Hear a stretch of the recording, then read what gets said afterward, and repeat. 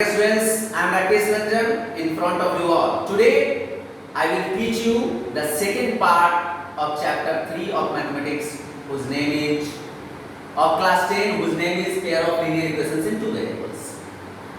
Dear students, पिछले दिनों मैंने आपको पेयर ऑफ लीनियर इक्वेशंस का पूरा कंसेप्ट इंट्रोडक्शन अच्छी पूर्वक बताया कि pair linear equation system of linear equations में यूनिक सॉल्यूशन किस प्रकार का होता है, किस आधार पर यूनिक सॉल्यूशन बोलते हैं, वो इंटरसेक्टिंग होता है, और इनफाइनाइटली यानी मैनी सॉल्यूशंस के बारे में और हैविंग नो सॉल्यूशंस के बारे में पूरा ब्रीफली आपको बताया। आज मैं आपको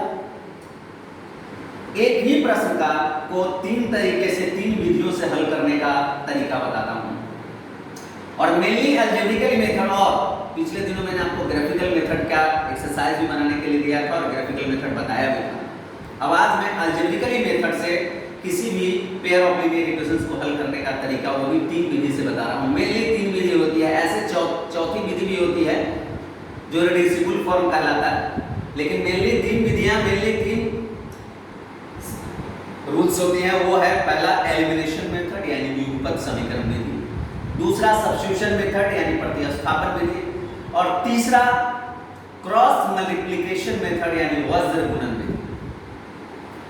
मैंने अभी आपको कहा कि एक ही प्रश्न को यदि मैं तीन तरीकों से बताऊंगा तो आप अच्छी तरह से समझेंगे, और यदि तीन विधियों को बताने के लिए तीन प्रश्न लेता तो उतना क्लियर आप नहीं समझ पाते जितना क्लियर आप एक ही प्रश्न को तीन विधियों से बताना समझेंगे। तो डियर स्टूडेंट्स, पहला क्वेश्चन है, solve the following pair of equations by elimination method, x + y = 3 and 4x - 3y = 26। अर्थात इस पेयर ऑफ लीनियर इक्वेशंस जो दिए हुए हैं इसको एलिमिनेशन मेथड से आपको सॉल्व करना है, अर्थात x और y यानी वेरिएबल्स का इसमें आपको मान निकालना है। तो सबसे पहले दिया हुआ है कि x + y = 3, तो लिखेंगे गिवन दैट x + y = 3, इसको इक्वेशन 1 में डिनोट कर दिए, रिप्रेजेंट कर दिए, और एंड 4x - 3y = 26, तो 4x - 3y = 26 इक्वेशन 2 डिनोट कर दिए। अब जो मेन कार्य है, ये तो जो दिया हुआ था उसको मैंने दो समीकरण के रूप में बना दिया। अब जो मेन कार्य है वो समझिए। एलिमिनेशन मेथड में खास तौर पे एक बात का ध्यान रखना है, और बस उसके बाद किसी भी प्रकार के प्रश्न को आप हल कर सकते हैं। वो क्या है कि दोनों समीकरण के फर्स्ट वेरिएबल को या तो आप किसी कंडीशन में बराबर कर लीजिए, या दोनों समीकरण के सेकेंड वेरिएबल को किसी कंडीशन में बराबर कर लीजिए। यह आप पर डिपेंड करता है कि दो समीकरण के फर्स्ट वेरिएबल को कैसे बराबर करना, या तो बराबर कर ले, या दोनों समीकरण के सेकेंड वेरिएबल को कैसे बराबर कर ले।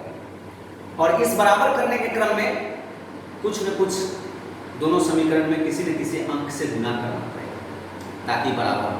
यदि दोनों बराबर हो, इसके लिए हमें क्या करना होगा, तो गुणा करना होगा। तो आप देख रहे हैं डियर स्टूडेंट्स कि x + y = 3 and 4x - 3y = 26। यहाँ x का कोएफिशिएंट 1 है, फर्स्ट वेरिएबल, फर्स्ट इक्वेशन का फर्स्ट वेरिएबल 1x, जो 1 छुपा होता है, 1 लिखा हुआ नहीं रहता है, और सेकंड इक्वेशन का फर्स्ट वेरिएबल है 4x, फर्स्ट टर्म जो है 4x। तो फर्स्ट टर्म को हम बराबर करते हैं कैसे, तो ये x साइड है 4x है, तो यदि हम फर्स्ट इक्वेशन में 4 से मल्टीप्लाई कर दें और सेकंड इक्वेशन में 1 से ही रहने दें, उतना ही रहने दें, तो ये 4 दोनों यानी 4 बराबर हो जाएंगे। तो अगर घटाएंगे तो ये दोनों कट जाएंगे, ये दोनों इंटरसेक्ट हो जाएंगे, कट जाएंगे, माने कैंसिल हो जाएंगे। तो आप ऐसा भी कर सकते हैं कि multiplying equation 1/4 and equation 2/1 in equation 1 and subtracted भी, या इसमें सेकंड टर्म, फर्स्ट इक्वेशन का सेकंड टर्म 1y और सेकंड इक्वेशन का सेकंड टर्म 3y। तो आप ऐसा भी कर सकते हैं कि फर्स्ट समीकरण में 3 से मल्टीप्लाई कर ले सकते हैं और दूसरे समीकरण में 1 से, तभी ये 3y बराबर हो जाए। चेंज ऑफ साइन है उससे मतलब नहीं है, लेकिन बराबर हो जाएगा। और चूंकि यह चेंज ऑफ साइन है तो एक बात का और ध्यान रखना है कि अगर चेंज ऑफ साइन रहे तो ऐड करेंगे, और सेम साइन रहे टर्म का तो सब्ट्रैक्ट करेंगे।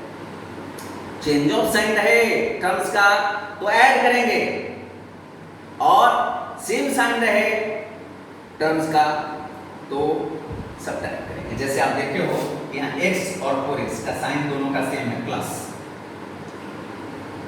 अगर फर्स्ट टर्म को बराबर करने के लिए हम ऊपर फर्स्ट इक्वेशन में 4 से मल्टीप्लाई करेंगे और सेकंड इक्वेशन में 1 से, तो बराबर तो हो जाएगा 4x। लेकिन ये तभी कैंसिल होगा जब घटाएंगे।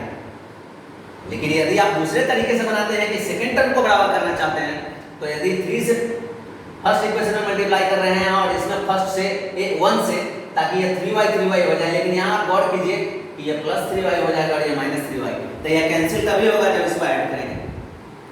तो ये दोनों बातों का ध्यान रखना है, एक तो वेरिएबल्स कैसे बराबर हो और दूसरा साइन पर भी ध्यान रखना है। तो इसी क्रम में हम आगे बढ़ते हैं और बताते हैं कैसे किए कि multiplying by 4 and 1 in equation 1 and 2 and subtracted है, यानी समीकरण 1 में 4 से और समीकरण 2 में 1 से गुना कर घटाने पर हम पाते हैं कि तो 4 से 4 से मल्टीप्लाई करते हैं तो 4x + 4y = 12। क्योंकि 4 से मल्टीप्लाई करते हैं हम फर्स्ट टर्म को बराबर करने के लिए, तो 4 से मल्टीप्लाई करेंगे तो इक्विवेलेंट होना चाहिए ना, यानी सभी टर्म में 4 से मल्टीप्लाई हो जाएगा ना, किसी x में तो नहीं होगा। तो 4x + 4y = 12 हो गया। और चूंकि इसमें 1 से ही रहने देते हैं, चूंकि 4 को 4 के लायक बराबर करना था, तो 4x - 3y = 26।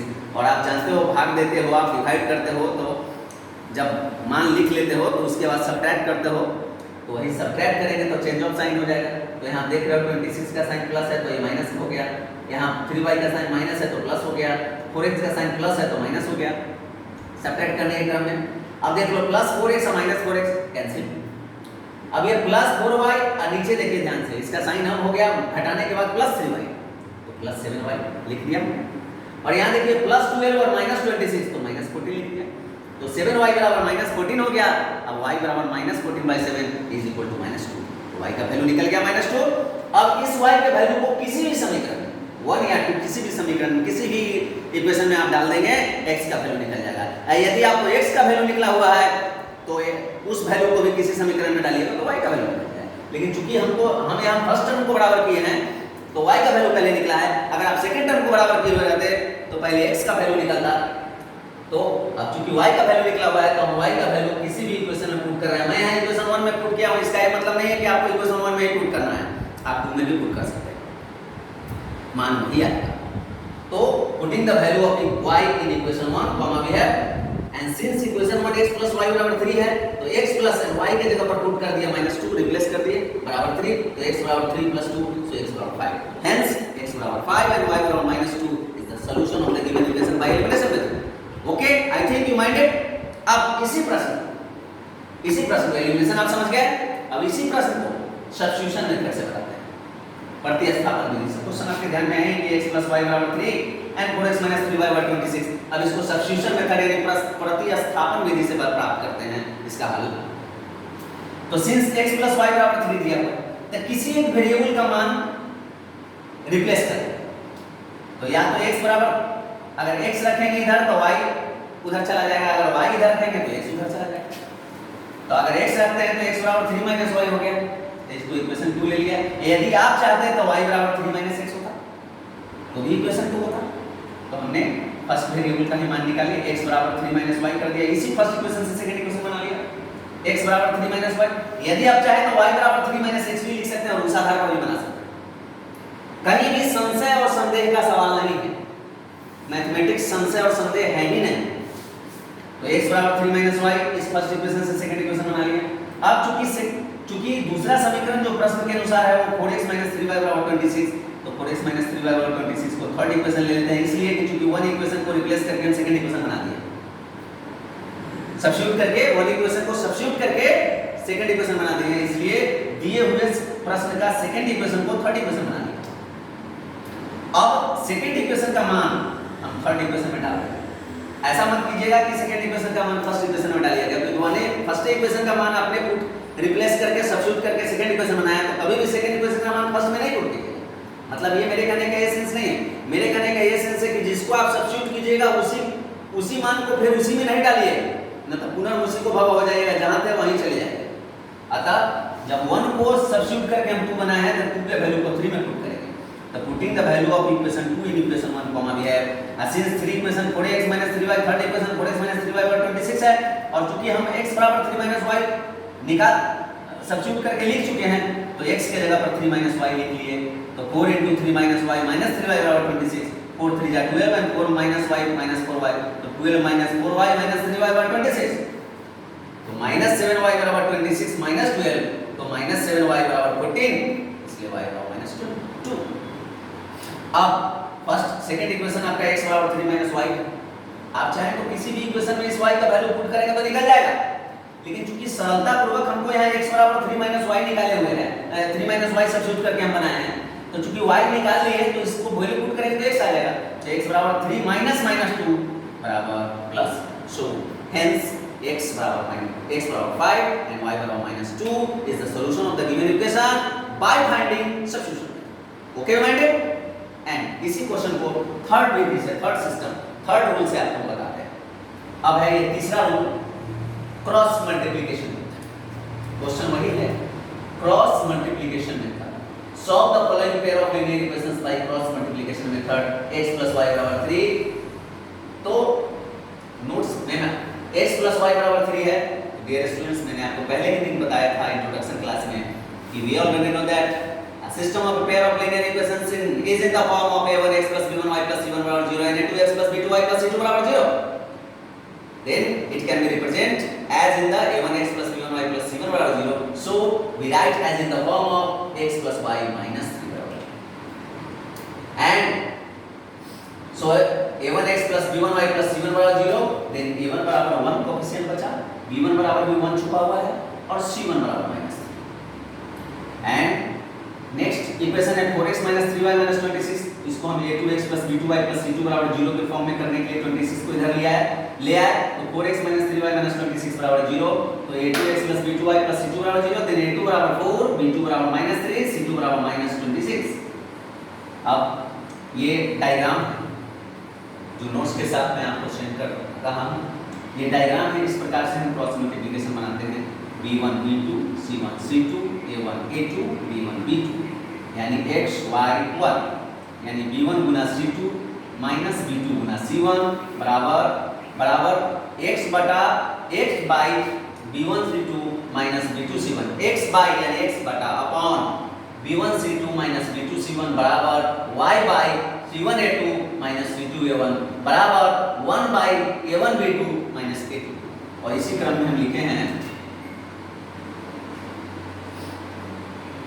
कि x by b1 c2, put करते चले गए यहाँ से value, b1 c2 - b2 c1 बराबर y by c1 a2 - c2 a1 बराबर 1 by a1 b2 - a2 b1।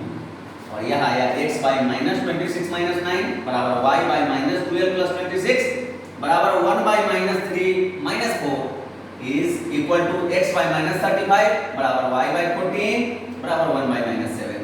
So since x by -35 बराबर 1 by -7, so x बराबर 5, and also y by 14 बराबर -1 by 7, so y बराबर -2, hence x बराबर 5 and y बराबर -2। So x बराबर 5 and y बराबर -2 is the solution of the given equation by finding cross multiplication by cross multiplication। Dear students, आप अच्छी तरह से इस तीनों मेथड में आप ध्यान से देखे होंगे, हल एक ही आया, x बराबर 5 and y बराबर -2, चाहे वो एलिमिनेशन हो, चाहे वो सब्स्टिट्यूशन हो, चाहे वो क्रॉस मल्टीप्लिकेशन हो। विधियां कई प्रकार की हो सकती है, लेकिन हल एक ही आएगा। हल सभी में, हल जो आएंगे सभी में मान जो आएंगे वो समान होंगे। पिछले क्लासेस में बहुत पूर्णतः अच्छे तरीके से मैं आपको पूरी बातें समझा चुका हूँ, टोटल रिलेशन बता चुका हूँ, inconsistent, consistent, dependent, parallel, intersecting, unique, infinitely, having no solutions, total इसका फॉर्म। अब ये विधियां हैं हल करने की, किसी भी इक्वेशन को, किसी भी समीकरण को, एक चर, दो चर वाले रैखिक समीकरण युग्म को हल करने का ये जो विधि है, और इसी विधि पर आप अपने प्रश्न को हल करेंगे और संबंधित और दिए गए बताए गए समय पर मुझे मेरे व्यक्तिगत व्हाट्सएप नंबर पे भेजेंगे और साथ ही उससे उत्पन्न समस्याओं को आप पूछेंगे। Thank you, have a nice day.